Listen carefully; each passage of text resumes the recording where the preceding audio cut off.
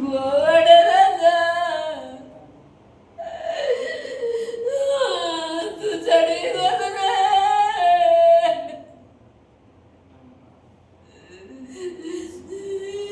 ମୋରି ରାଜା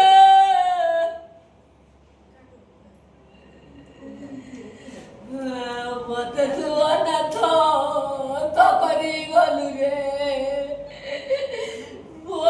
ରାଜା ସୁନ୍ଦର ରେ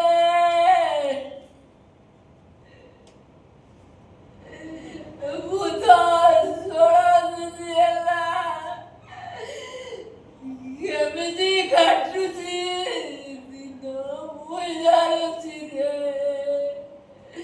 ମୋ ରାଜା ସୁନ୍ଦର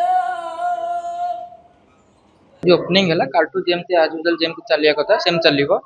किंतु ये गोटे दुखर विषय कि भाई आम पाखे ना तो आज तो आम मेसेज आसाला कि आज भाई शोक सभा हम शोक सभा कलु पुष्पांजलि भी दिहला सब नीर प्रार्थना करुचु देख जो काली की कौन हम आ भाई भी सब डिसिप्लिन मेंटेन करते केवे भी चाहती कि बहुत रड़ी करिया कि सुर सार आवाज किसी से चाहती सब डिसिप्लिन चाहती से आमको भी शिखा डिसिप्लिन शिखाती जदि भी किए सैड मुड्रे अच्छी कि कहती कि सब फ्रेंडली हिसाब से आमको कथा करते केवे भी कहती कि कहीं तू यहाँ कलु कहीं से कहे रुडली कहती से बहुत फ्रेंडली मुझे आसी जिम 3-4 मास जिम कला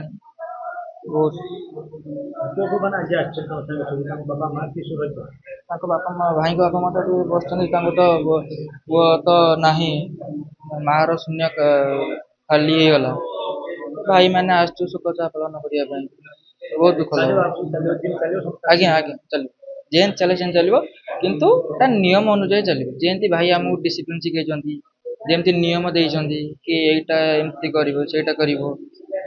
किंतु आमे जहाँ को पचारू भाई यहाँ केमी करू कौ वे कौ वे कले भल हम कौन डाएट करू कौन ना से शुणा मिल से दुखर मु ये गैलेक्सी रे 6-7 मास अप्रोक्सीमेटली मु वर्कआउट करे भाई भी मते मते कौन अप्रोक्सीमेटली समत को कहती समत सी जोटा सेम समत रूल समत को कहती आज को कौन मारे अच्छी चेस्ट मारे शोल्डर मारे बैक बाइसेप जहाँ भी हेले आम कहबू भाई आमको वेरिएशन कहे को एक्सरसाइज करे अच्छी को एक्सरसाइज नहीं ये सब कहे आमी कंट्रोल को खाद्य खाइब बाहर जिन पूरा बंद पूरा हेल्दी हेल्दीएस्ट बॉडी केमती तुम ट्रांसफॉर्म कर पार से सब ए टू जेड समझ ना सेटा तो भूल टोटाली मिछ से जदि से लोकटा नहीं था आमको भी सजेस्ट करता आमको से किसी कौन सी तो निजे कहते कि नेचुराली बनाओ नेचुराली बॉडी सबुठ बेस्ट सबुठ कौन अधिक टाइम जाए से तुम पाखे मो बोध मो भणजा ये जिम खोलिबा बा तैयारी करिबा भितर केबे ये जिम को आसी नथिली मोर दुर्भाग्य जे मो निजको हतभाग्य मन करूची जे मो भणजा एते पैसा खटै के एते बड़ जिम करची किंतु से थिबा अवस्था मु ये जिम के आसीनी किंतु से चली गला पर मते छाड़ी सब दिन पे चली गला पर मु जिम सेंटर को आज आसी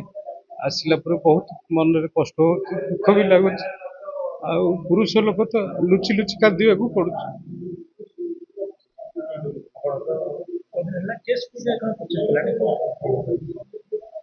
केस वर्तमान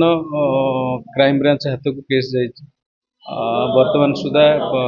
11 जन बालियंता पुलिस अरेस्ट करते आउ 4 जन क्राइम ब्रांच अरेस्ट करते किंतु दुख लगुच जे अल्प दिन भितर बरहमपुर ये गोटे केस होता राजरास्तार जड़े लोक को आउ 2 जन पिटार जो वीडियो भाइराल होता सेठी किंतु सरकार बा प्रशासन निर्देश देथिले जे सेही जो लोक सर्व सम्मुख रे दिवा लोक राजरास्तार अराजकता सृष्टि करी जन को बर्बरता भाव बाड़ौची ताकू एनकाउंटर करने वो पुलिस माने एनकाउंटर कर देथिले किंतु मो भणजा जो प्रकार